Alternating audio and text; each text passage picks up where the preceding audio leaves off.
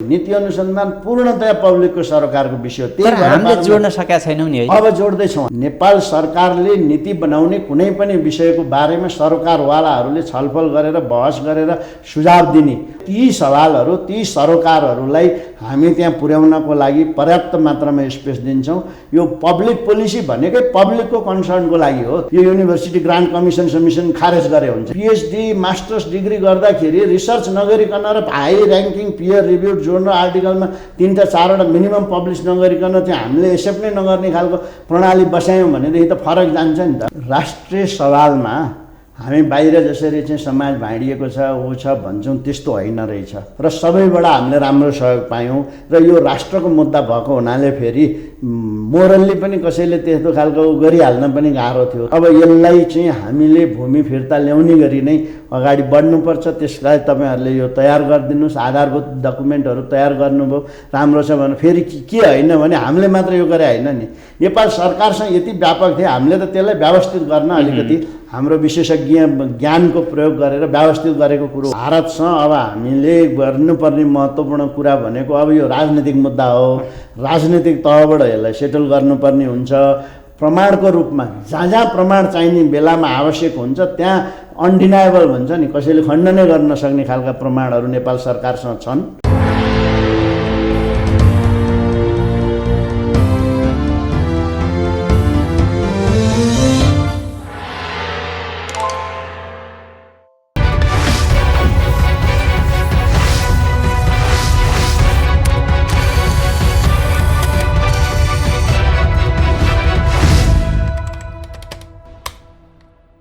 नमस्कार, म प्रकाश घिमिरे।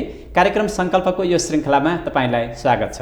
दर्शकवृन्द, आजको कार्यक्रममा हामी अलिकति फरक विषयमा कुराकानी गर्दैछौँ। फरक यस अर्थमा कि कुनै पनि देशको विकास या समृद्धिको कुरा गर्दाखेरि त्यो देशको विकास र समृद्धिको आधार नीति मानिन्छ र त्यो नीति कस्तो बन्ने भन्ने कुरा फेरि त्यसको अध्ययन र अनुसन्धानको धरातल कस्तो छ त्यसले निर्धारण गर्ने हुन्छ। त्यसकारणले आज हामी हाम्रो नीति अनुसन्धानको आवश्यकता र महत्त्व अनि त्यसको अभ्यास कस्तो छ नेपालमा भन्ने बारेमा कुराकानी गर्छौँ र त्यो सँगसँगै हामी अर्को प्रसङ्ग बढी चर्चा पाएको खास गरी नेपाल भारत सीमा सम्बन्धीको कुरा जुन छ त्यसमा प्रमाण सङ्कलन विश्लेषणको लागि एउटा विज्ञ समूह गठन भएको थियो। त्यो विज्ञ समूहका संयोजक आज हामीसँग हुनुहुन्छ। यसको प्रक्रियाको बारेमा पनि थोरै कुराकानी गर्नेछौँ। बेसिकल्ली आज हामी चाहिँ नीति अनुसन्धान प्रतिष्ठानका कार्यकारी अध्यक्ष हुनुहुन्छ डाक्टर विष्णुराज उप्रेती। उहाँसँग अनुसन्धानको पाटो र अहिले मैले भर्खर भनेको यो प्रमाण सङ्कलन प्रक्रियाको बारेमा कुराकानी गर्छौँ। डाक्टर साहब, स्वागत छ यहाँलाई कार्यक्रममा। धन्यवाद प्रकाशजी। म छोटो एउटा पृष्ठभूमिबाट सुरु गरौँ। एउटा युएनडिपीको प्रतिवेदनले केही समय अगाडि गरेको अनुसन्धानले के भनेको छ भने विश्वमा औसतमा 2.5% चाहिँ अनुसन्धानको लागि खर्च गर्ने रहेछन् हरेक मुलुकले र त्यो अनुसन्धान यदि राम्रो भएन भने त्यसले नीति राम्रो हुँदैन र नीति राम्रो भएन भने हाम्रा विकास प्रशासन राजनीति सबै कुराहरू त्यहाँबाट अस्तव्यस्त हुन्छन्। त्यस कारणले अनुसन्धानको धरातल राम्रो हुनु पर्यो। त्यो धरातलमा बसेर बनाइएका नीतिहरूले बल्ल हरेक हाम्रा चाहिँ स्टेटका फोर्सहरूलाई सिस्टम मेकानिजमहरूलाई गाइड गर्छ र अनि त्यसले एउटा सही ट्र्याकमा लान्छ भन्ने कुरा त्यहाँ भनेको छ। त्यो शब्द अर्थात् त्यो स्टेटमेन्टलाई सापट लिएर बोल्दाखेरि तपाईँ त नीति अनुसन्धान प्रतिष्ठानको कार्यकारी अध्यक्ष पनि हुनुहुन्छ। कस्तो पाउनुभयो हाम्रो चाहिँ नीति अनुसन्धानको अवस्था? यस्तो रहेछ प्रकाशजी, अब यो एकदम यो युएनले जे निकाल्यो अनुसन्धानको महत्त्वको बारेमा त्यो एकदम सही हो। संसारभरिका सम्पन्न देशहरूको विकासको कारण खोज्दै जाँदाखेरि पनि यो अनुसन्धानमा शिक्षामा अनुसन्धानमा लगानी नै सबैभन्दा प्रमुख कारण देखिन्छ विकास हुनुको। अहिले पनि सम्पन्न देशहरूले आफ्नो कुल गारस्थे उत्पादनको 2%, 3%, 4%, कतिपय देशहरूले त 4%सम्म पनि, इजरायलले 4.5% सबैभन्दा बढी खर्च गर्ने उही हो।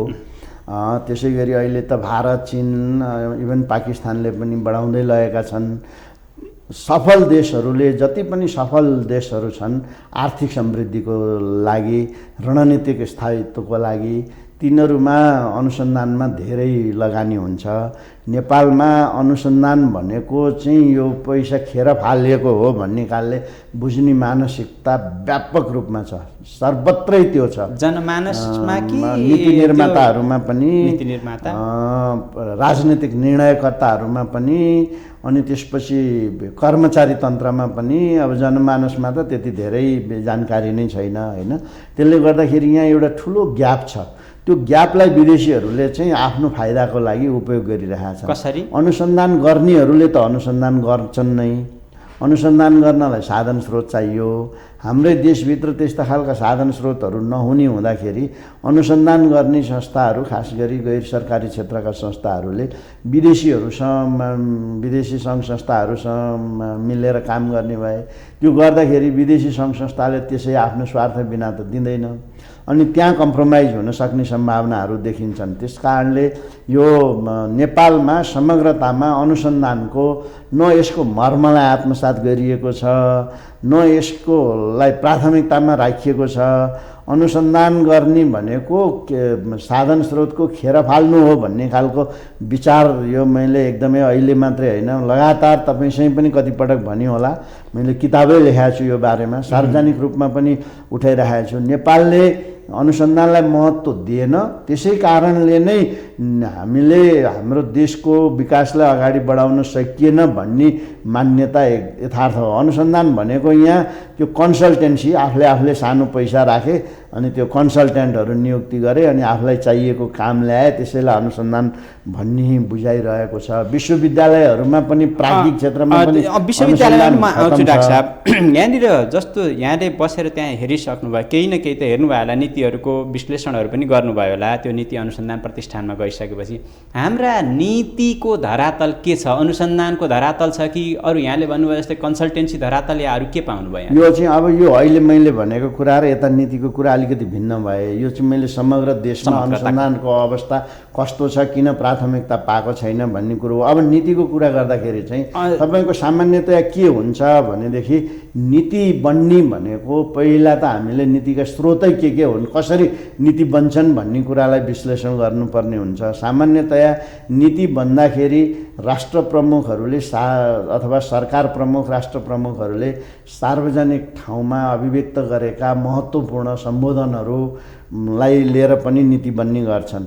राजनीतिक पार्टीहरूका घोषणापत्र हुन्छन् र ती राजनीतिक पार्टीहरू सरकारमा पुग्यो भने उनीहरूको घोषणापत्र कार्यान्वयन गराउनलाई पनि नीतिहरू बनाउने गरिन्छ। त्यसपछि संसारमा हामीले विभिन्न सन्धि सम्झौताहरू गरेका हुन्छन्, सन्धि महासन्धिहरू गरेका हुन्छ देशहरूले। त्यो सन्धि महासन्धिको कार्यान्वयन गराउनको लागि पनि नीतिहरू बनाउनु पर्ने देखिन्छ। अर्को, समाजका आवश्यकताको आधारमा समाजले मागेका कुराहरू, समाज सञ्चालनमा परेका अप्ठ्याराहरूलाई फुकाउनलाई पनि नीति नियमहरू बनाउनु पर्ने देखिन्छ भने अर्को चाहिँ भइराखेका नीतिहरू पर्याप्त भएनन् भनेदेखि त्यसलाई पर्याप्त बनाउन, यसरी यी विभिन्न स्रोतबाट नीति बनाउनु पर्ने आवश्यकता आउँछ। र बन्दाखेरि चाहिँ कसरी बन्छ त सबभन्दा महत्त्वपूर्ण कुरो त्यो हो। नेपाल सरकारले अहिले यो नीति अनुसन्धान प्रतिष्ठान गठन गर्नुको मर्म पनि यही हो। अहिलेसम्म भइराखेका नीतिहरूलाई अझ सक्षम, सबल, सुदृढ बनाउने, पर्याप्त भएका छैनन् भने पर्याप्त बनाउन त्यसका आधारहरू अनुसन्धान गर्ने र ती आधारहरूलाई सहित सुझाव दिने नेपाल सरकारलाई, नेपाल सरकारका सम्बन्धित निकायहरूलाई, नीति निर्माण गर्ने निकायहरूलाई सुझाव दिने हाम्रो म्यान्डेट छ। र अर्को दोस्रो म्यान्डेट के छ भने नेपाल सरकारले आवश्यक ठानेमा हामीलाई नीतिको मस्यौदा नै गर्न दिने पनि हामीलाई म्यान्डेट छ होइन। यस अर्थमा नीति बन्दाखेरि नीति बन्नलाई चाहिने यी अघिका स्रोतहरूलाई नीतिमा रूपान्तरण गर्न के चाहिन्छ त भन्दा ज्ञान चाहिन्छ। त्यो ज्ञान चाहिँ अहिलेसम्म नेपालको, अघि तपाईँले सोधेको प्रश्नको चुरो के हो भने अहिलेसम्म नीति निर्माणको ज्ञानको स्रोत चाहिँ के छ भने कर्मचारी तन्त्रले हासिल गरेको ज्ञान, ब्युरोक्रेटिक नलेज भन्छ नि, त्यो नै हाबी छ। उहाँहरूले आफू काम गर्दाखेरि सिकेको, भोगेको, जानेको, अनुभव गरेको, अभ्यासको आधारमा सृजना भएको ज्ञान पर्याप्त मात्रामा त्यहाँ देखिन्छ। तर नीति निर्माणका तीनवटा संसारभरि नै स्थापित मान्यता के हो भने नीति बनाउँदाखेरि तीनवटा ज्ञानहरूको संयोजन हुनुपर्छ सही तरिकाले। त्यो तीनवटा ज्ञान भनेको के हो भने एउटा आधुनिक खालको वैज्ञानिक खालको ज्ञान जुन चाहिँ अनुसन्धानबाट आउँछ, अनुसन्धानमा आधारित ज्ञान एउटा महत्त्वपूर्ण पाटो हुन्छ। दोस्रो महत्त्वपूर्ण पाटो यही प्रशासनिक यो ब्युरोक्रेटिक नलेज भन्छ नि, जुन कर्मचारी तन्त्रको ज्ञान अत्यन्तै महत्त्वपूर्ण हुन्छ, किनभने उहाँहरूले अनुभवको आधारमा देश सञ्चालन गरेको आधारमा हासिल गरेको। तेस्रो त्यत्तिकै महत्त्वपूर्ण ज्ञान चाहिँ समाजको ज्ञान हुन्छ, सोसल नलेज। समाजले आफ्नो अनुभवबाट इतिहासबाट आवश्यकताको आधारमा विकास गरेको ज्ञान हुन्छ। यो तीनटा ज्ञानलाई एकै ठाउँमा ल्याएर त्यसको संश्लेषण गरेर त्यसको आधारमा हामीले नीति बनायौँ भने त्यो नीति बढी प्रभावकारी हुन्छ। खालि एउटै तरिकाले मात्रै गऱ्यो भनेदेखि के हुँदो रहेछ भने अघि तपाईँले सोधेको प्रश्नको दोस्रो पाटोमा अहिलेसम्म बनेका कसरी बनेका रहेछन् भन्दाखेरि एउटा सीमित ज्ञानको आधारमा, ब्युरोक्रेटिक ज्ञानको आधारमा बन्ने। त्यो ज्ञान भनेको कस्तो हुँदो रहेछ भने यो कानुन छ त्यस कारणले यो कानुनभन्दा पर सोच्नु हुँदैन, यो रुल नियम छ त्यस कारणले यो रुल नियमभन्दा पर सोच्नु हुँदैन, यो प्रोसिडियर छ यो प्रोसिडियरभन्दा पर सोच्नु हुँदैन भनेपछि यति साँघुरो खाका बन्दो रहेछ कि त्यो पहिला जे गरेको छ त्यही नै दोहोरिँदै जाने। तर नीतिले त कानुनहरूलाई समेत परिमार्जन गर्ने, संशोधन गर्ने, नयाँ बनाउनेसम्म सोच्नु पर्यो नि। तपाईँले हामीले भइराखेका कानुनहरूले, भइराखेका नीतिहरूले, भइराखेका रुलहरूले प्रभावकारी काम गर्न सके कि सकेनन् भनेर त्यसलाई क्वेसन नगरिकन त हामीले रूपान्तरण त गर्नै सक्दैनौँ। नीतिको रूपान्तरण गर्ने भनेकै के हो भने अहिलेसम्म भइराखेका नियम, कानुन, प्रविधि, रुल, प्रक्रिया जे जति छन् ती प्रभावकारी छन्, राम्रो छ। प्रभावकारी भएनन् भने ती भएनन्, तिनलाई परिवर्तन गर्नु पर्यो भन्नेमा यहाँ नेपालमा अहिले मैले यही 6 महिनामा भोगेको, लगातार भोगेको, दिक्क लाग्दो गरी भोगेको एउटा पक्ष के छ भनेदेखि यी नियम, प्रक्रिया, विधिहरू ठिक भएनन् भने त त्यसलाई क्वेसन गरेर सच्याउनु पर्ने ठाउँमा त्यसलाई चाहिँ के भन्ने नि भने त्यो कामै नगर्ने। त्यो भएन भने त्यही यस्तो छ त्यस कारणले यो हुँदैन, मिल्दैन, सक्यो। अब हामीले गर्न खोजेको, गर्नुपर्ने यो राज्यले चाहिँ के हो भने त्यस्ता मिलेनन् भने त्यसलाई परिवर्तन गर्नु। कामका लागि नियम कि नियमका लागि काम भन्ने कुरो आउँदो रहेछ कि यो मलाई अहिलेसम्मको मेरो 6 महिनाको लगातारको भोगाइबाट कन्फर्म भएको यो अनुभव हो। अब यसै गरी जाने हो भने अहिले पनि हाम्रा यो मिल्दैनन्, त्यो मिल्दैनन्, यो छ यसले गर्दा हुँदैन भनेर जाने हो भने यो देश अगाडि जान सक्दैन। त्यही तरिकाले जान्छ। यो जुन स्रोतको कुरा भन्नुभयो यहाँले, त्यो स्रोतको कुरा गर्दाखेरि हाम्रा अधिकांश नीतिहरू यो अन्तर्राष्ट्रिय सन्धि, महासन्धिहरूलाई चाहिँ बढी चाहिँ मानक मानेर बाध्यताले बनाए जस्तो देखिन्छ नि, त्यो ठिक हो? यस्तो छ, तपाईँको हामीले अन्तर्राष्ट्रिय सन्धि, सम्झौता, महासन्धिहरूमा हस्ताक्षर गरिसकेपछि हामी त्यसको पार्टी हुन्छौँ। त्यो भनेको के भने त्यसको कार्यान्वयन गर्ने दायित्व हाम्रो हुन्छ। अब त्यो कार्यान्वयन गर्न त हामीलाई चाहियो नीतिहरू, तर त्यो नै मात्रै सबै थोक होइन। त्यो त एउटा हामी चाहिँ नीति, मैले भन्न खोजेको हाम्रो नीति बनाउने आधार हामीले मानक मानेको त्यसलाई बढी यहाँले जुन भन्नुभयो जस्तो विभिन्न अभिव्यक्तिहरू छन्, त्यसपछि आएर अब समाजको चाहिँ आवश्यकताको कुरा छ, अनि साबिकका नीतिहरूको सुधार गर्नुपर्ने कुरा, अझ खासमा त समाजको आवश्यकता के हो भन्ने कुरालाई हामीले बढी ख्याल गर्नुपर्थ्यो होला। त्यो कुरा छोडेर यो महासन्धिले तोकिदिएको हुनाले, म्यान्डेटरी हुने भए हुनाले चाहिँ त्यसलाई चाहिँ आधार बनाउने, तर समाजको आवश्यकताको जुन पाटो हो त्यसलाई चाहिँ नहेरिकन नीति बनाउने त्यो अभ्यास छ हामीका। तपाईँको यो मापक भन्नुभयो नि, यो मापकका विभिन्न तरिका रहेछन् होइन। अहिले हामीले के पनि गरिरहेका छौँ भने समीक्षा गरिरहेका छौँ नेपालमा कस्तो कस्तो तरिकाले नीतिहरू बन्दा रहेछन् भनेर। हामीले एउटा संसारमा स्थापित भएको सैद्धान्तिक मान्यता के हो भने नीति बनाउँदाखेरि नीति निर्माणको चक्र हुन्छ। त्यो नीति निर्माणको चक्र भनेको के हो भने नीतिको आवश्यकता के हो, त्यो आवश्यकताको पहिचान, त्यो आवश्यकता कसको लागि हो, त्यसपछि त्यो आवश्यकता पहिचान गरिसकेपछि त्यहाँ त आवश्यकता त लाखौँ हजारौँ हुन सक्छन्। त्यसको प्राथमिकीकरण त्यो कसले गर्ने हो, कसका लागि प्राथमिक बनाउनु पर्ने हो होइन। त्यहाँ प्रत्येक ठाउँमा चाहिँ हामीले चाहिँ त्यो सरकारवाला भन्छौँ नि, जसका लागि नीतिहरू बन्ने हुन्, जसले नीतिहरू कार्यान्वयन गर्ने हो, जसले नीतिहरूको अनुगमन गर्ने हो, यो तीनैवटा पक्षहरू समावेश भएकोलाई हामीले सरकारवाला भनेका छौँ। यसरी यो तीनटा पक्षले अनि प्राथमिकता निर्धारण गर्ने, त्यो प्राथमिकता निर्धारण गरिसकेपछि त्यसको चाहिँ परिवेशको विश्लेषण गर्ने, त्यो नीति अहिलेको परिवेशमा समसामयिक सान्दर्भिक साधन स्रोतको दृष्टिकोणबाट, जनशक्तिको दृष्टिकोणबाट, कानुनी दृष्टिकोणबाट, नागरिकको अपेक्षाको दृष्टिकोणबाट, सरकारको उद्देश्यको दृष्टिकोणबाट, राजनीतिक पार्टीहरूका घोषणापत्रहरू र जनतामा गरेका प्रतिबद्धताको दृष्टिकोणबाट त्यसलाई कसरी प्रभावकारी बनाउन सकिन्छ भन्ने बृहत्तर परिस्थितिजन्य विश्लेषण गर्ने, त्यो विश्लेषणको आधारमा त्यसको चाहिँ खाका तयार गर्ने नीतिको, त्यो खाकालाई लिएर गएर फेरि तिनी हामीले अघि पहिला भनेका सरोकारवाला नीति निर्माण गर्ने र कार्यान्वयन गर्ने पक्ष, नीति निर्माणबाट प्रभावित हुने पक्षहरू र त्यो सबै समग्रतामा त्यसको व्यवस्थापन गर्ने, साधन स्रोत दिने, अनुगमन गर्ने पक्षहरूसँग गएर बसेर व्यापक रूपमा छलफल गरिसकेपछि त्यसको आधारमा नीतिको अन्तिम मस्यौदा तयार गर्ने, त्यो मस्यौदालाई अनि फेरि त्यसका त्यो क्षेत्रका ज्ञाताहरूसँग, विज्ञहरूसँग बसेर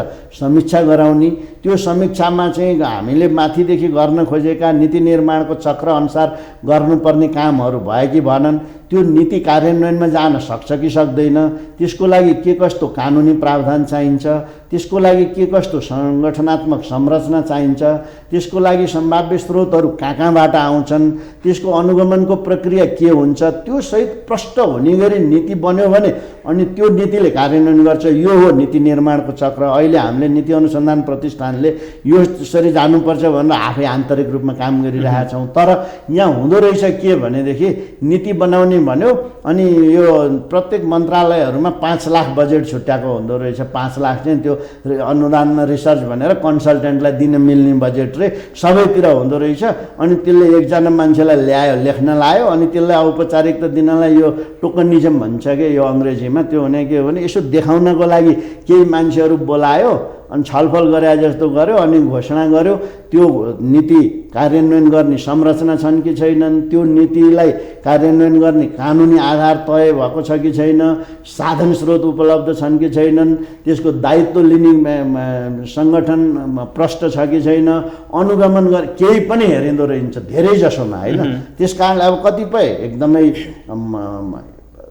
जनतासँग प्रत्यक्ष सरोकार भए भनेदेखि त जनताले नि आवाज उठाउने, पत्रकारहरूले आवाज उठाउने, राजनीतिक पार्टीहरूले आवाज उठाउने, सांसदज्यूहरूले आवाज उठाउने गर्दा तिनीहरूमा चाहिँ अलि खबरदारी पुग्दो रहेछ।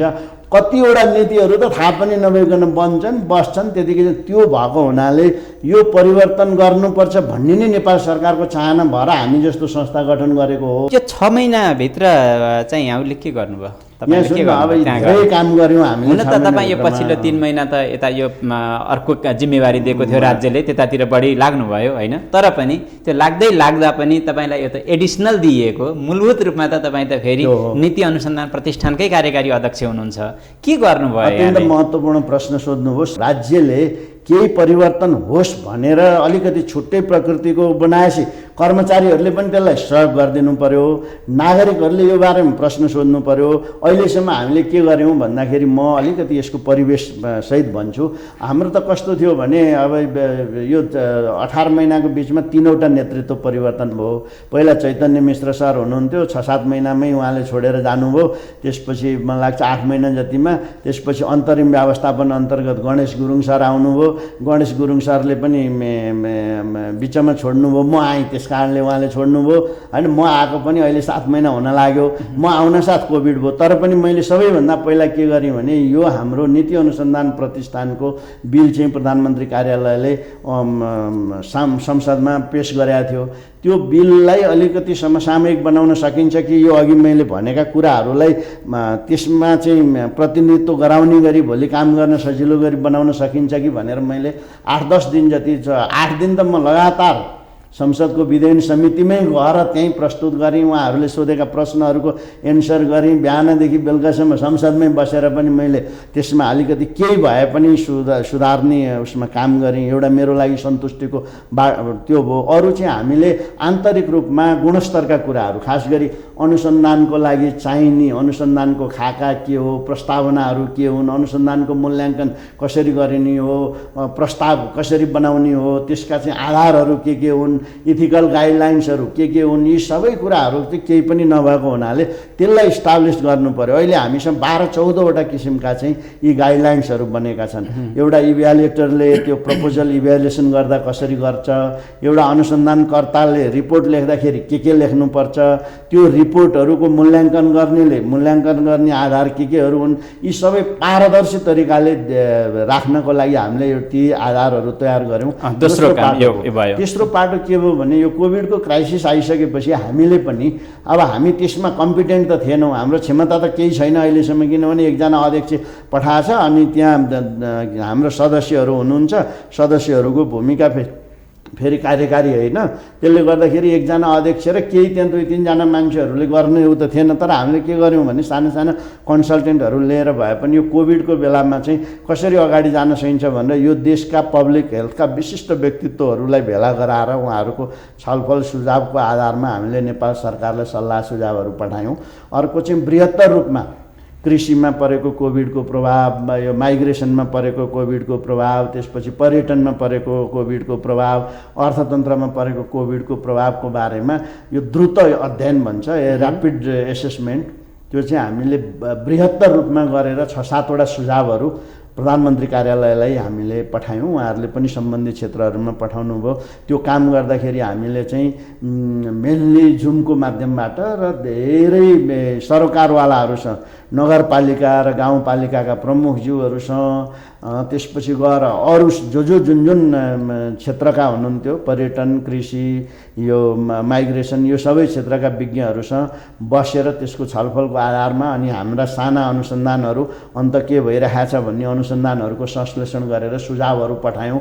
यो अर्को पाटो हो। त्योभन्दा महत्त्वपूर्ण पाटो हामीले के गर्यौँ भने अब यो नीति अनुसन्धान प्रतिष्ठान संस्थागत हुने हो भने यसको 5 वर्ष रणनीति चाहिन्छ, यो पारदर्शी तरिकाले अगाडि जानुपर्छ भनेर हामीले यो देशका सबै विशिष्ट व्यक्तित्वहरू, सबैजसो नै, खास गरी यो सरकारसँग सम्बन्धित योजना आयोगका पूर्व उपाध्यक्षज्यूहरूदेखि पूर्व सदस्यज्यूहरूसम्म, विश्वविद्यालयका उपकुलपतिहरू, विश्वविद्यालयका प्राध्यापकहरू, त्यसपछि पत्रकारहरू, त्यसपछि समाज पोलिसीमा संलग्न हुनुभएका समाजका विशिष्ट व्यक्तित्वहरू, लगभग 300 व्यक्तिहरूसँग हामीले अब यो नीति अनुसन्धान प्रतिष्ठान कसरी जानुपर्छ, तपाईँहरूका सुझावहरू के छन्, के गर्यो भने यो प्रभावकारी हुन्छ भनेर उहाँहरूका खुला सुझाव मागेर त्यसको बृहत्तर विश्लेषण गरेर त्यसको आधारमा हामीले 5 वर्षीय रणनीतिको खाका मस्यौदा तयार गरेर अहिले प्रधानमन्त्री कार्यालयमा पठाएका छौँ, पब्लिकमा राखेका छौँ, आह्वान गरेका छौँ, ल तपाईँहरूले सुझाव दिनुहोस्।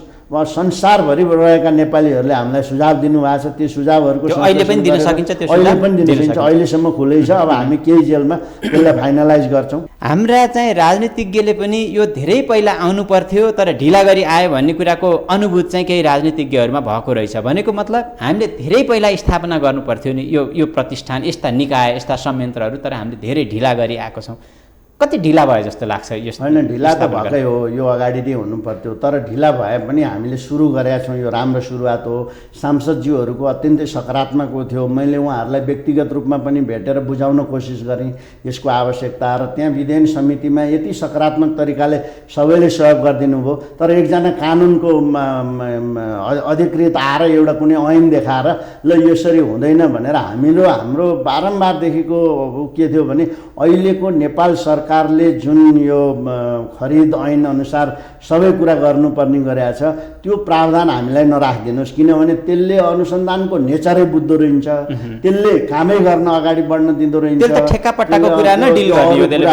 गर्ने रहेछ। त्यस कारणले हामीलाई महालेखाले अडिट गर्नुहोस्, कसले निकाले, कसले अडिट गर्नुपर्ने हो गर्नुहोस्, प्रधानमन्त्रीले हेर्नुहोस्, गुप्तचरले कहाँ कसले हेर्नुपर्ने हो हेर्नुहोस्, तर त्यस्तो कडा प्रावधान नराखिदिनुहोस्, खुकुलो प्रावधान राखिदिनुहोस्। त्यो प्रावधान अनुसार हामीले कार्यान्वयन गरेका छौँ कि छैन त्यसमा तपाईँहरू वाच गर्नुहोस् भनेर हामीले भनेको। एकजना सहसचिवले एउटा कानुन ल्याएर देखाइदिनु भयो र अन्तिममा गएर हामीले त्यसमा त्यही बाध्य भएर त्यो मान्यज्यूहरूले पनि त्यसैलाई स्वीकार भनेपछि सार्वजनिक खरिद ऐन नै आकर्षित भएपछि अब हामीले कति प्रभावकारी तरिकाले काम गर्न सक्छौँ थाहा छैन। तर त्यही मान्यज्यूहरूले लगायत कानुन आयोगको अध्यक्षले पनि हामीलाई के भन्नुभएको थियो भने तपाईँहरूले अर्को कार्यविधि के बनाउँदाखेरि त्यो मिलाउन सकिने कुराहरू छन्, त्यसले गर्दाखेरि साह्रै चित्त नदुखाउनुहोस्, अब अगाडि बढौँ भन्नुभएको छ। हजुर होइन, जस ढिला भए पनि एउटा राम्रो सुरुवात भएको छ भन्ने चाहिँ यहाँलाई चाहिँ लागेको छैन? सुरुवात भएको छ, तर यसलाई चुनौती पनि त्यतिकै छन्।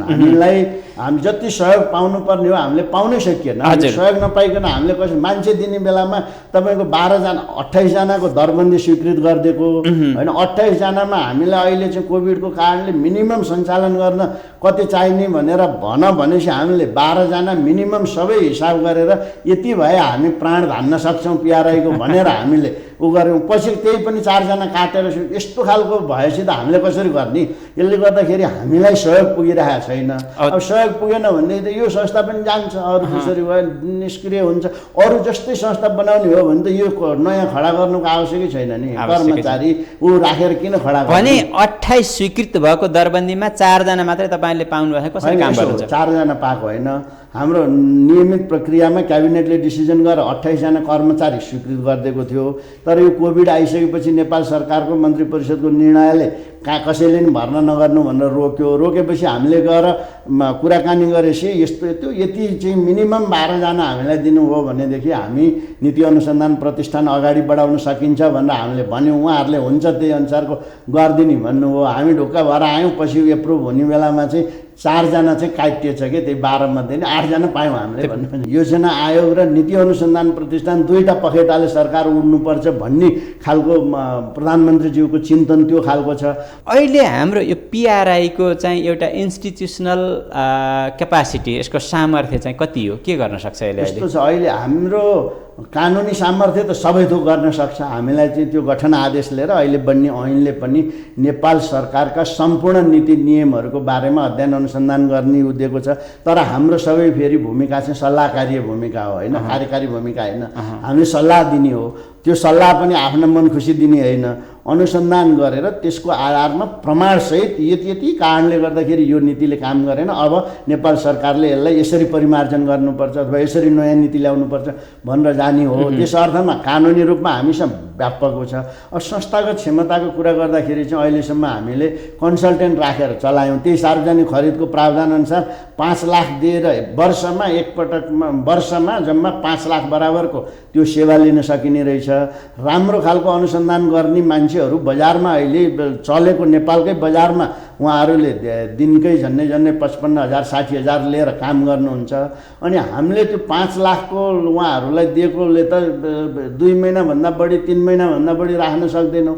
3 महिना एउटा मान्छेले एउटा काम गर्छ, जान्छ, खाली भयो, अब छैन फेरि त्यही मान्छेलाई अर्कोचोटि हामीले लगातार गर्न सक्दैनौँ होइन। अब त्यस्तो खालको प्रावधान राखेपछि यही भएन, यसो हुँदैन। कम्तीमा पनि कसरी काम गर्नुहुन्छ त तपाईँहरूले? अहिले हामीलाई परेको अप्ठ्यारो यही छ, सबैभन्दा दिक्क लाग्दो पनि यही छ। किनभने एकातिर भन्ने एउटा सरकारको अर्थात् राज्यको पखेटा एउटा चाहिँ राष्ट्रिय योजना आयोग, अर्को पिआरआई हो भनेर भन्ने। अब तपाईँहरूका पनि त पखेटा हुनु पर्यो, पिआरआईका पनि त पखेटा हुनु पर्यो, स्रोत साधन सम्पन्न हुनु पर्यो। महत्त्वपूर्ण पक्ष के हो भने हामीलाई अहिले जसरी पिआरआईलाई जसरी ब्युरोक्रेटिक दृष्टिकोणबाट हेरिएको छ यही कायम रह्यो भने यो पिआरआई पनि कोल्याप्स हुन्छ, यसमा प्रश्नै छैन। तर आशा लाग्दो पक्ष के छ भने प्रधानमन्त्रीले महिनै पछि आएर मलाई प्रगतिको रिपोर्ट गर, महिनै पछि आएर तिम्रो कामहरू के भइरहेछ, अप्ठ्याराहरू के छन् भन र यसलाई सशक्त बनाउनुपर्छ। यो तिमीहरूले अहिले गर्न लागेको बाटोमा ठिकै तरिकाले गइरहेछौ, तर मेरो अपेक्षा अनुसार यसले काम गर्न सकेका छैन। त्यस कारणले तिमीलाई हामी सपोर्ट गर्छौँ भन्या भएर हामी त्यो बाटोबाट आशावादी नै छौँ। विश्वमा एभरेजमा 2.5% जिडिपीको 2.5% चाहिँ अनुसन्धानमा खर्च गर्छ। जापानको टोयोटा कम्पनीले नेपाली 10 खर्ब रुपियाँ 10 अर्ब डलर त उसले वार्षिक रूपमा नयाँ कार बजारमा कसरी लैजाने भनेर एउटा प्राइभेट कम्पनीले खर्च गर्छ अनुसन्धानमा। अनि हामी यहाँ के गरिरहेछौँ भने 5 लाख त्यो कोटेसनको आयो, टेन्डर गरेर टेन्डर नगरिकन दिन मिल्ने भन्ने चाहिँ सार्वजनिक खरिद ऐनको त्यो चाहिँ व्यवस्था हो। त्यो केलाई भनेर भन्दाखेरि खास गरी जेनरल गुड एन्ड सर्भिसेस होइन, त्यो चाहिँ वस्तु र सेवा खरिद गर्ने सिलसिलाको लागि बनाइएको कानुन हो। अब त्यो कानुन एउटा राज्य निर्माणका लागि त्यो कानुन संशोधन गर्न समेत नीति कस्तो बनाउनु पर्छ भनेर सुझाव सल्लाह दिने एउटा विज्ञ संस्थाको लागि निकायको लागि फेरि त्यही कानुन लगाएर जोड दिँदाखेरि त कसरी काम गर्ने त? अब अहिले हामीले अलिकति एक हदसम्म यी सबै अप्ठ्याराहरूलाई एड्रेस होला भनेर के गरेछ भने त्यो प्रधानमन्त्रीज्यूकै चाहनाअनुसार नै हो। त्यो प्रधानमन्त्रीकै अध्यक्षतामा एउटा परिषद बनाएको छ, त्यसको काम चाहिँ यस्तै खालका अप्ठ्याराहरूलाई सम्बोधन गर्ने गरी त्यहाँ स्वतन्त्र प्राज्ञिक व्यक्तित्वहरू पनि हुनुहुन्छ। प्रधानमन्त्रीज्यू हुनुहुन्छ, योजना आयोगको उपाध्यक्ष हुनुहुन्छ। त्यो माथिल्लो तहमा जसले चाहिँ हाम्रा नीति नियमहरूलाई, हाम्रा चाहिँ कार्यविधिहरूलाई पास गर्छ वर्षको 2 पटक बसेर, अरू कार्यान्वयन चाहिँ सम्पूर्ण रूपमा अटोनोमस गर्ने गरी त्यो 2 तहमा अहिले हाम्रो संसदले हामीलाई राम्रो गरिदिएको पाटो त्यो छ। त्यसो हुँदाखेरि यी ठुला कुराहरूको कारणले अप्ठ्यारो पर्यो भने प्रधानमन्त्रीलाई चाहिँ चेयर गरे ठाउँमा यो अप्ठ्यारो पर्यो भनेर राखेपछि त उहाँकै तहबाट त्यो सम्बोधन हुने भयो। त्यसले गर्दा हामी आशावादी छौँ। मैले म छोड्ने बेलामा यो संस्थालाई एउटा सुदृढ, सक्षम र अटोनोमस तरिकाले यो कार्यान्वयनमा जाओस् भन्ने भएर मैले अहिले पनि 17-18 घन्टा यसकै लागि बिहानै बेलुकै चिन्तन गरेर बुद्धि विवेकले भ्याएसम्म नभएको कुराहरूमा वरिष्ठ व्यक्तित्वहरूसँग कन्सल्ट गरेर छलफल गरेर उहाँहरूको सुझाव लिएर अगाडि बढ्न खोज्दै थिएँ। अब यस्तै हुँदै भयो भनेदेखि त मैले पनि केही पनि डेलिभरी गर्न नसकिकन जानुपर्ने अवस्था रह्यो भने म त्यो बेलासम्म पर्खिन्न, किनभने मेरो त त्यो अर्थै होइन। म त्यहाँ तलब लिएर जागिर खानालाई त गएकै होइन। केही गर्न सक्ने बेलासम्म म त्यसमा लडेर गर्छु, सकिनँ भने छोडिदिन्छु। तपाईँहरू हामीले भनेअनुसारको हामीलाई खुला गरिदिनुहोस्, तपाईँहरूले भनेअनुसारको डेलिभरी दिनु सकेनौँ भने हामी माथि एक्सन गर्नुहोस्, त्यो हामी जिम्मा लिन्छौँ होइन।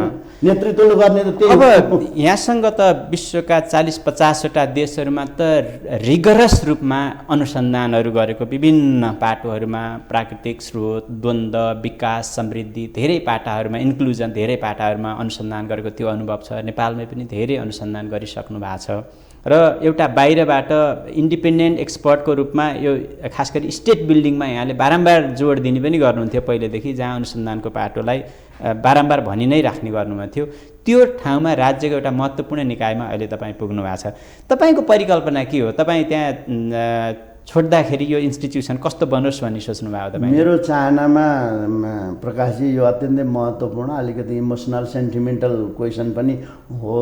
मैले चाहेको के थियो भने 3 वर्षको जिम्मेवारी दिएर मलाई पठाएको, 3 वर्षसम्म मैले काम गर्ने वातावरण बन्यो, मलाई कन्टिन्यू गरियो अथवा वातावरण बन्यो भनेदेखि त्यो संस्था चाहिँ एउटा स्वतन्त्र, नेपाल सरकारलाई सबै महत्त्वपूर्ण कुराहरूमा सब्स्टेन्सियल इनपुट दिन सक्ने, संसारका गनिएका थिङ्क ट्याङ्कको र्याङ्कमा पुग्न सक्ने त्यो खालको संस्था बनोस्, जसले भनेपछि त्यहाँका रिसर्चरहरूले, त्यहाँका एक्सपर्टहरूले भनेको कुराहरूलाई चाहिँ एउटा राज्यले पत्याउने खालको अवस्था बनोस् भन्ने खालको चाहना हो। र अहिले हामीलाई यति धेरै सम्भावनाहरू देखिन्छ नयाँ नीतिहरू बनाउन, भइराखेका नीतिहरू परिमार्जन गर्नको लागि। हामीले अहिले अघि मैले भने यो हाम्रो स्ट्राटेजी हेर्नुभयो भने देखिन्छ त्यो पब्लिकहरूका ओपिनियनहरू नेपाल सरकारमा सिधै पुग्दैनन् भने हामी बफरको रूपमा त्यहाँ ल्याएर नेपाल सरकारलाई उहाँहरूले भन्नुपर्ने, सुनाउनु पर्ने कुराहरू, विषयगत कुराहरूमा, अरू पोलिटिकल कुरामा हाम्रो इन्ट्रेस्टको कुरो भएन, पार्टिकुलर नीतिको बारेमा उहाँहरूले दिनुपर्ने सुझावहरू के हुन्, उहाँहरूका सरोकारहरू के हुन्, हामी त त्यो ल्याएर संश्लेषण गरेर सिन्थेसिस गरेर त्यो त नेपाल सरकारलाई पुर्याइदिन्छौँ होइन। त्यो भनेको पब्लिकहरूसँगको डाइरेक्ट इन्गेजमेन्ट हो।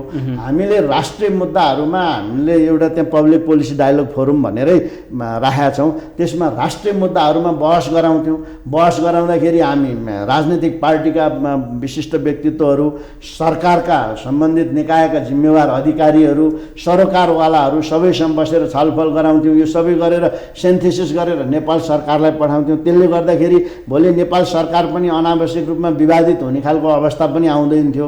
हामीले प्रोफेसनल अर्गनाइजेसनले प्रोसेसिङ गरेर उहाँहरूका सरोकारहरू पुर्याएपछि नेपाल सरकारलाई पनि सहयोग हुन्थ्यो। हाम्रो काम त विशुद्ध रूपमा के हो भने पुलको रूपमा काम गर्ने हो। नागरिकका सरोकारहरूलाई विश्लेषण गरेर, संश्लेषण गरेर नीतिभित्र परुन् भन्ने गरी पुर्याउने पनि काम हो। नेपाल सरकारसँग डाइरेक्ट इन्गेज हुन गाह्रो पर्ने इस्युहरूमा हामी त्यसको चाहिँ एक एक किसिमको बफर भएर काम पनि गर्थ्यौँ। हाम्रो एकातिर अनुसन्धानको पाटो एकदम लगातार गइरहेको छ। अहिले पनि अनुसन्धानहरू चलिरहेका छन्। हामीसँग जे जस्तो क्षमता छ त्यही क्षमताभित्रैबाट अनुसन्धानहरू भइरहेका छन्। एकातिर अनुसन्धानले जेनेरेट गरेका प्रमाणहरू, त्यो प्रमाणहरूको आधारमा अनि नेपाल सरकारलाई सुझाव यो त्यस कारणले यो थिङ्क ट्याङ्क पनि संसारका अरू धेरै थिङ्क ट्याङ्कभन्दा यसको नेचर अहिलेको हाम्रो लले अलि भिन्न गरेको छ क्या। कतिपय थिङ्क ट्याङ्कहरूले के गर्छन् भने थिङ्क गरेर तपाईँको इस्युहरूको बारेमा प्रश्न मात्रै पारिदिन्छन्, त्यसपछि त्यो सरकारले नलिने आफ्नो हो। कतिपयको के गर्छ भने त्यसको कार्यान्वयन गर्ने दायित्व पनि दिएको हुन्छ। हाम्रो केसमा के छ भने हामी जस्तो थिङ्क ट्याङ्कले हामीले नलेज आधिकारिक वैज्ञानिक कसैले चुनौती दिन नसक्ने खालको मेथोडोलोजी तयार गरेर अनुसन्धान पनि गर्ने, त्यो अनुसन्धानबाट आएका परिणामहरूलाई चाहिँ अनि नेपाल सरकारलाई यो नीतिमा यति कारणले यस्तो देखियो, त्यस कारणले यसरी जानुपर्छ भनेर सल्लाह पनि दिने त्यो जिम्मेवारी पनि थियो। अहिले हामीले भर्खरै तपाईँलाई उदाहरणको लागि म दुईवटा एक्जाम्पल दिन्छु। म त्यहाँभन्दा पहिला डाक्टर साहबलाई चाहिँ यहाँको पालामा यहाँले परिकल्पना गरेको पिआरआई कस्तो बनाउन चाहनुहुन्छ भन्ने एउटा सक्षम, सुदृढ, एउटा स्वतन्त्र खालको नेपाल सरकारले, नेपाली नागरिकले सबैले पत्याएको र यसमा चाहिँ अब मन्त्री भइसकेकाहरू, प्रधानमन्त्री भइसकेकाहरू, ब्युरोक्रेसीबाट रिटायर्ड भइसकेकाहरू, मिलिट्रीबाट रिटायर्ड भइसकेकाहरू, सिनियर व्यक्तिहरू पनि त्यहाँ गएर काम गर्न सकुन्। संसारमा धेरै त्यस्ता संस्थाहरू छन् जहाँ गएर गर्छन्। उहाँहरूको त्यो बौद्धिकतालाई त्यहाँ बसेर उहाँहरूले त्यसको प्रोसेसिङ गर्न सक्ने होस्, त्यो खालको एउटा स्वतन्त्र खालको र राज्यलाई अपरिहार्य रूपमा चाहिने संस्थाको रूपमा विकास होस् भन्ने मेरो चाहना हो, मेरो परिकल्पना हो। त्यो सम्भव पनि छ। अलिकति मात्रै हामीलाई नेपाल सरकारका खास गरी प्रशासनिक क्षेत्रबाट सहयोग पाउने हो भने र राजनीतिक क्षेत्रबाट त पाउनै पर्यो। प्रधानमन्त्रीज्यूको सहयोग बिना त हामीले यसलाई अगाडि बढाउन नसक्ने रहेछौँ। यो अहिलेकै यही अवधिमा पनि देखिसक्यो। त्यो हो भनेदेखि हामीले 4-5 वर्षको बिचमा अथवा यो हाम्रो पिआरआईको 5 वर्षे रणनीतिको अवधिभित्रमा एउटा नागरिकहरूले पत्याउने खालको, चिनिने खालको संस्था बन्न सक्छ। तपाईँहरूले अब जस्तो राज्यका अरू सेक्टरल रिसर्च एजेन्सीहरू पनि छन्, जस्तो स्वास्थ्यतिर चाहिँ राष्ट्रिय स्वास्थ्य अनुसन्धान परिषद छ, त्यसै गरी यता चाहिँ यो एग्रिकल्चरको नार्क नै भयो, धेरै पुरानो भयो। यता जुडिसियरीतिर पनि त्यो एनजिए भन्ने छ, उसले आफ्ना खालका रिसर्चका कामहरू जस वनतिर छ, विभिन्न खालका रिसर्च इन्स्टिच्युटहरू छन्। त्यसबाहेक विश्वविद्यालयहरूमा पनि टियुका अब धेरै पुराना चाहिँ अनुभवी रिसर्च सेन्टरहरू पनि छन्। तिनीहरूलाई पनि जोड्नुहुन्छ तपाईँले कि तपाईँको फरक हुन्छ?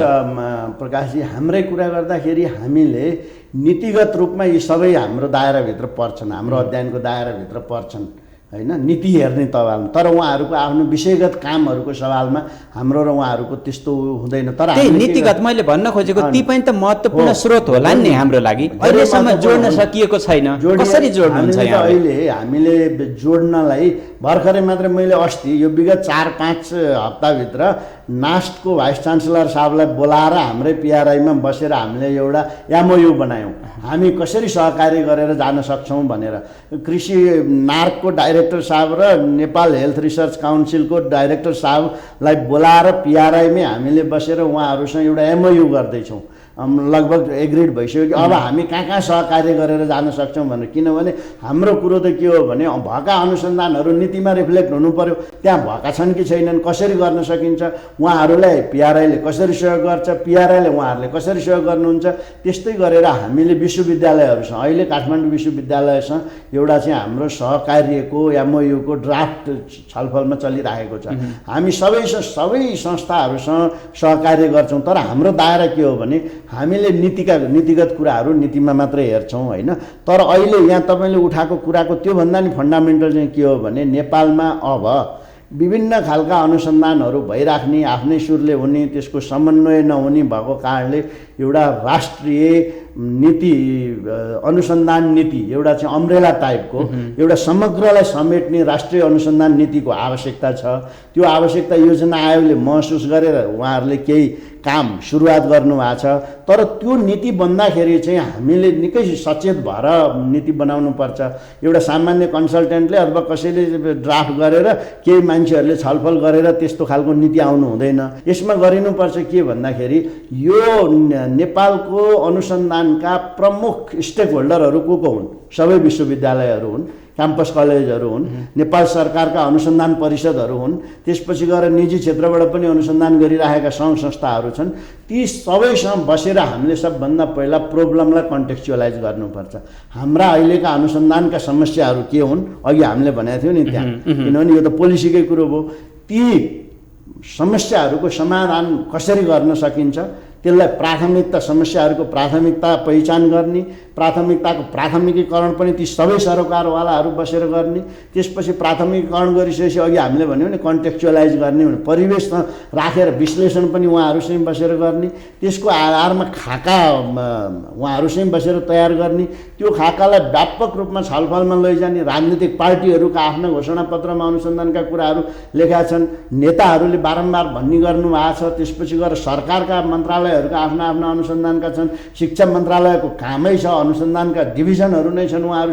यो सबैसँग बसिसकेर त्यसको आधारमा मात्रै ड्राफ्ट बनाएर त्यो ड्राफ्टलाई व्यापक रूपमा बहसमा लाने, छलफलमा लाने, सुझाव लिने, पब्लिकहरूको आलोचनाहरू सुन्ने, पब्लिकहरूका सुझावहरू सुन्ने, त्यसको आधारमा रिफाइन गरेर अनि विशेषज्ञले अघि हामीले भनेका कुरा, त्यसको लागि कार्यान्वयनमा चाहिने कानुन कस्तो चाहिने हो, हामीले कानुनसँगै ड्राफ्ट गर्ने गरी बनाएर दिनुपर्ने हुनसक्छ, अथवा कम्तीमा पनि कानुनगत प्राथमिकताहरू के छन् भनेर त्यसको आइडेन्टिफाई गर्ने। संस्थागत संरचना के चाहिन्छ, त्यस्तो खालको राष्ट्रिय अनुसन्धान नीति कार्यान्वयनको लागि चाहिने संस्थागत संरचना। कम्तीमा पनि मैले लगभग 10 वर्ष जति युरोपमा अनुसन्धानमै बिताएँ र मेरो आफ्नो बुझाइ अहिलेसम्म मेरो 40 वर्षको अनुभव र त्यसमध्येको 27-28 वर्षको चाहिँ रिसर्चको अनुभवको आधारमा के हो भने नेपालमा अब हामीलाई एउटा राष्ट्रिय अनुसन्धान परिषद चाहिन्छ। त्यसले चाहिँ यो सबैलाई व्यवस्थित गर्न। त्यो भनेको के हो भने सामाजिक क्षेत्रको सोसल साइन्स रिसर्च काउन्सिल र फिजिकल साइन्स रिसर्च काउन्सिल गरेर कम्तीमा पनि ती दुईटा संस्थाहरूले त्यो नीतिलाई कार्यान्वयनमा लैजाने, त्यसलाई चाहिने विश्वविद्यालयहरूलाई चाहिने, यो युनिभर्सिटी ग्रान्ट कमिसन खारेज गरे हुन्छ, यस्ताको काम हुँदो रहेछ।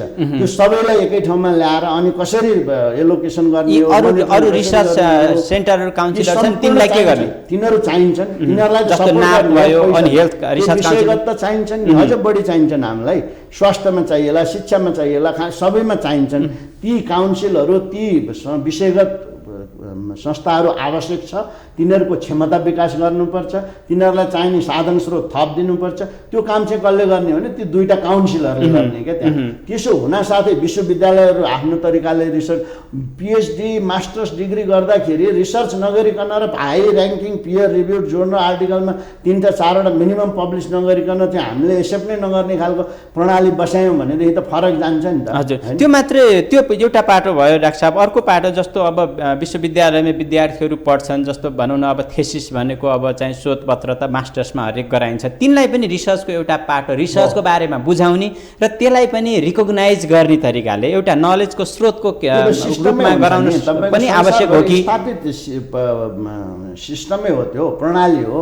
मास्टर्सको थेसिसलाई त्यो मास्टर्स गर्ने विद्यार्थीले हाम्रा सोसल साइन्स अथवा फिजिकल साइन्स रिसर्च काउन्सिलमा म मास्टर्सको लागि यो थेसिस गर्नलाई एप्लाई गर्छु भनेर कम्पिटिसनबाट त्यहाँबाट पैसा लिएर त्यो गर्न साथै त्यहाँका सबै सिस्टम र प्रोसिडियरहरू फलो गरेर परिणाम आउँदाखेरि तपाईँको क्वालिटीको आइसक्छ कि। पिआरआईको क्षेत्राधिकार पर्दैन है? त्यो पर्दैन, हाम्रो क्षेत्राधिकार होइन त्यो। तर पोलिसी बनाउनलाई यस्तो खालको पोलिसी बन्नुपर्छ भन्नेमा हाम्रो महत्त्वपूर्ण सुझाव। मैले यहाँनिर एउटा जस्तो चाहिँ यो राष्ट्रिय अनुसन्धान नीति बन्दैछ, राष्ट्रिय योजना आयोगले चाहिँ लिड गर्दैछ भनेर भन्नुभयो। यहीँनिर अलिकति कता कता कन्फ्युजन हो कि पिआरआईको रोल के हो, राष्ट्रिय योजना आयोगको रोल के हो? अनुसन्धान भन्ने बित्तिकै त्यतातिर हो कि पिआरआईतिर भन्ने चाहिँ आम बुझाइ हुन्छ। योजना आयोगले फेरि नीति, यो अनुसन्धान नीति बनाउने जिम्मा उसले लिँदाखेरि उसले त योजनातिर बनायो हुन्न र तपाईँले गर्न सक्नुहुन्न? होइन, यसो हो, यो अहिले कहिलेकाहीँ यस्ता कुराहरूमा अब हामी अहिले पिआरआई त भर्खरै सुरु भएको भएर पनि होला। वास्तवमा यो चाहिँ हामीलाई चाहिँ यही नीति चाहिँ हामी सबैभन्दा उपयुक्त चाहिँ हामीलाई नै बनाऊ भनेर, ड्राफ्ट यसको बनाऊ भनेर, ल तिमीहरूको हेरौँ न त कसरी गर्दा रहेछौ, यत्रो ठुल्ठुला कुरा गऱ्यौ भनेर हामीलाई च्यालेन्ज गरेर दिएको भए हामी त्यही प्रोसेस, अहिले मैले जे भने त्यही प्रोसेस फलो गरेर 1 वर्षमा हामी ड्राफ्ट बनाएर उहाँहरूलाई दिन्थ्यौँ। तर अब त्यो बेग्लै कुरो भयो। अहिले चाहिँ जसले बनाए पनि सहकार्यमा, संयोजनमा, छलफलमा, बहसमा आएरै बनाउनुपर्छ। र मैले उहाँहरूलाई भेटेर पनि भनेको छु, योजना आयोगको उपाध्यक्षजीलाई व्यक्तिगत रूपमा भेटेर नै छलफल गरेको छु। यसको समन्वय गरिराख्नु भएको कृष्ण ओलीजीलाई पनि भनेको छु। उहाँहरूले तिमीले भनेकै लाइनमा हामी गर्छौँ, अहिले यो सुरुवात मात्रै हो, त्यस कारणले अहिले यो हतार नगरिहाल, हामी देखाउँछौँ यसरी नै भन्नुभएको छ। ठिक छ।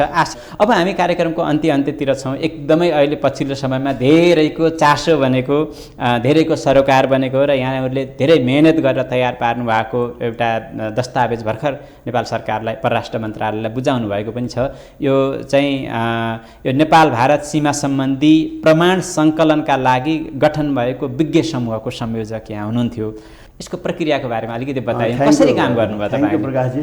म फेरि पनि भन्छु, यो हामीले रिपोर्ट नेपाल सरकारलाई बुझायौँ। यो नेपाल सरकारको प्रपर्टी हो।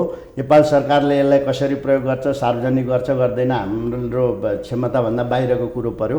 प्रक्रियाकै कुरा गर्दा चाहिँ के भने हामीले हाम्रो यो गठन नै यसरी गरेका थियो कि त्यो नाम चाहिँ त्यहाँ प्रमाण सङ्कलन भन्ने परेर मन्त्री परिषदबाट पास भए पनि यहाँ चाहिँ अन्तर्राष्ट्रिय कानुन, राष्ट्रिय कानुन, जल स्रोत, नदी सम्बन्धी, त्यसपछि नापी नक्सा भूमि सम्बन्धी, त्यसपछि गएर इतिहास सम्बन्धी, त्यसपछि गएर नेगोसिएसनको एरियामा काम गरेका नेगोसिएसनका एक्सपर्टहरू, स्ट्रेटेजिक ओरिएन्टेसनमा काम गरेका स्ट्रेटेजिस्टहरू सहितको नेचुरल रिसोर्सको त्यो टिमै यसरी बनेको थियो कि हाम्रो काम भनेको यी सबै विषयगत आफ्ना आफ्ना विषयगत क्षेत्रबाट हामीसँग भएका यो प्रमाण त नेपाल सरकारसँग उहिलेदेखि प्रमाण थिए, प्रमाण नभइकन त घोषणै गर्दैन थियो।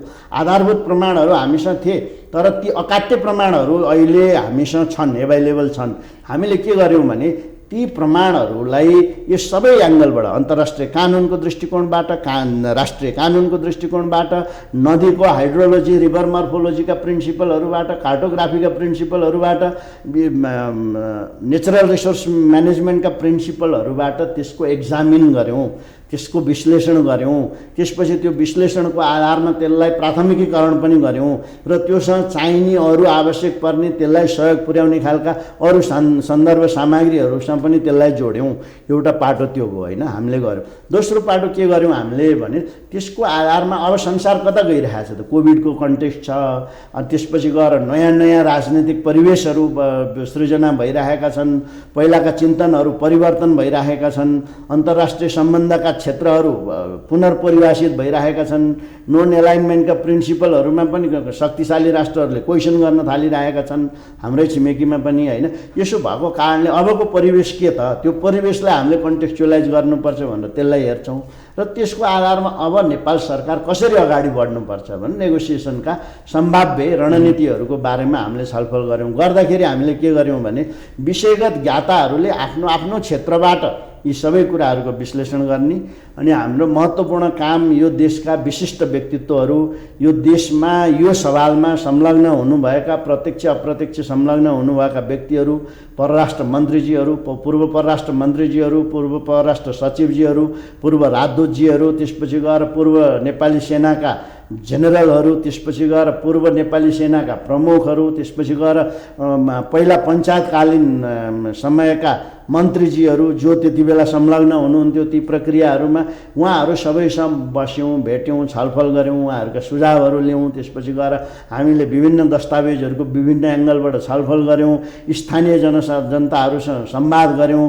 त्यहाँका स्थानीय प्रतिनिधिहरूका छलफल गऱ्यौँ, उहाँहरूका सुझावहरू सङ्कलन गऱ्यौँ, पार्लियामेन्ट्री कमिटीहरूका सुझावहरू सङ्कलन गऱ्यौँ, राजनीतिज्ञहरूका, राजनीतिक नेताहरूका सुझावहरू सङ्कलन गऱ्यौँ र हाम्रो विज्ञताको आधारमा हामीले एउटा सामूहिक रूपले यसलाई संश्लेषित गरेर त्यो प्रतिवेदन बनाएको छौँ। त्यस अर्थमा यो प्रतिवेदन अरू प्रतिवेदनभन्दा भिन्न छ भन्नेमा म भित्रदेखि पूर्ण रूपमा विश्वस्त छु र यो प्रतिवेदनले नेपाल सरकारलाई अब भोलि भारतसँग बस्ने वार्तामा आधारभूत सहयोग पुर्याउने छ। कतिको बलियो दस्तावेज बन्या छ यो, तपाईँलाई कस्तो लागिरहेछ? मलाई त यो त अकाट्य खालको दस्तावेज छ। दस्तावेजको अब इस्यु नै होइन, भारतसँग अब हामीले गर्नुपर्ने महत्त्वपूर्ण कुरा भनेको अब यो राजनीतिक मुद्दा हो, राजनीतिक तहबाट यसलाई सेटल गर्नुपर्ने हुन्छ। प्रमाणको रूपमा जहाँ जहाँ प्रमाण चाहिने बेलामा आवश्यक हुन्छ त्यहाँ अनडिनाएबल भन्छ नि, कसैले खण्डनै गर्न नसक्ने खालका प्रमाणहरू नेपाल सरकारसँग छन्। यसले गर्दाखेरि म पनि अहिले एक किसिमले गौरव पनि फिल गरेँ कि यो जुन काम भयो यसले अब हामीलाई त बाहिर बस्दा के हो थाहा थिएन। अब हामीलाई यसमा व्यापक रूपमा सहयोग गर्नुभयो। अब प्रधानमन्त्रीज्यूले विश्वास गरेर जिम्मेवारी दिनुभयो, परराष्ट्र मन्त्रीज्यूले जिम्मेवारी दिनुभयो, सबै नेपाल सरकारका अधिकारीहरूले बाहिर पनि पूर्व मन्त्रीज्यूहरूले सबैले सहयोग गर्नुभयो। राम्रो काम गर, तिमीले यसरी गर्नुपर्छ भने यसले पनि एक किसिमको हौसला पनि बढायो मलाई होइन। म यही अवसरमा उहाँहरू सबैलाई आभार पनि व्यक्त गर्छु। हाम्रो टिम पनि त्यत्तिकै कम्पिटेन्ट इन्टरनेसनल्ली रिनाउन्ड मान्छेहरू हुनुहुन्थ्यो। इन्टरनेसनल्ली एकजना मात्रै होइन, एकजना त अब सुरेश सर त उसै पनि लमा त्यसै हुनुहुन्थ्यो, तर नेपालभित्रै बसेर पनि संसारभरि चिनिएका मान्छेहरू नै त्यो टिममा थिए आफ्नो आफ्नो क्षेत्रमा। अन्य सेक्टरबाट कतिको सहयोग पाउनुभयो? अन्य बाहिर राजनीतिक क्षेत्र अरू अनि विभिन्न स्वार्थ समूहहरू पनि हुन्छन् विभिन्न खालका। स्वार्थ समूहहरूबाट त के सहयोग पाउनु, त्यो त सधैँभरि अवरोध गर्नकै लागि जन्मेका बसेका हुने भए होइन, अपेक्षाभन्दा थोरै अवरोध गरिदियो भने पनि सहयोगै मान्नु पर्ला नि। त्यो पनि अर्को अर्थमा त्यो पनि हो, तर त्यसले हामीलाई असर खासै पारेन र सबैबाट हामीले राम्रो सहयोग पायौँ। र यो राष्ट्रको मुद्दा भएको हुनाले फेरि मोरल्ली पनि कसैले त्यस्तो खालको गरिहाल्न पनि गाह्रो थियो। तर जति पनि हामीले सम्पर्क गऱ्यौँ, धेरै मान्छेहरूसँग सम्पर्क गऱ्यौँ, कतिको घरमा गएर भेट्यौँ, कतिलाई मन्त्रालयमा बोलाएर छलफल गऱ्यौँ, कतिको कार्यालयमा गयौँ, कतिलाई फोनबाट, कतिलाई जुमबाट, कतिलाई भौतिक रूपमा, सबैबाट एकदम सकारात्मक सहयोग पनि पाइयो।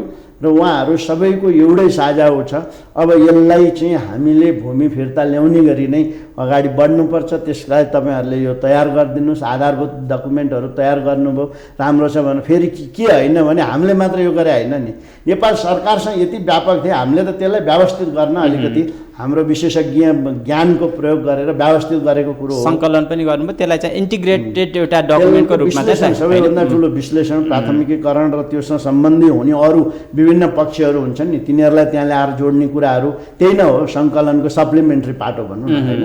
यसरी हामीले अगाडि बढ्यौँ र यो चाहिँ एउटा मलाई आफूलाई पनि एउटा नागरिक भएको नाताले यो खालको जिम्मेवारी मैले अहिलेसम्म पाएको पनि थिइनँ। र तपाईँले यसमा काम गरिसकेपछि कस्तो फिल भयो? हामी कहाँ रहेछौँ? हाम्रा प्रमाणहरू, सीमा, परराष्ट्र सम्बन्ध यी हिसाबले हाम्रो अवस्था कस्तो रहेछ? यस्तो रहेछ प्रकाशजी, राष्ट्रिय सवालमा हामी बाहिर जसरी चाहिँ समाज भाँडिएको छ ऊ छ भन्छौँ त्यस्तो होइन रहेछ। एक रहेछौँ है, एक रहेछौँ। हामीले जति पनि भेट्यौँ, हामीले सम्भव भएसम्म सबै क्षेत्रको प्रतिनिधित्व हुने गरी यो गरेका थियौँ।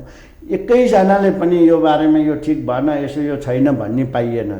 यसले गर्दा यो राष्ट्रिय एकता जुन छ, राष्ट्रिय सार्वभौमिकताको सवालमा अत्यन्तै सकारात्मक, सबभन्दा ठुलो प्रमाण त त्यो, सबभन्दा ठुलो त त्यो हो।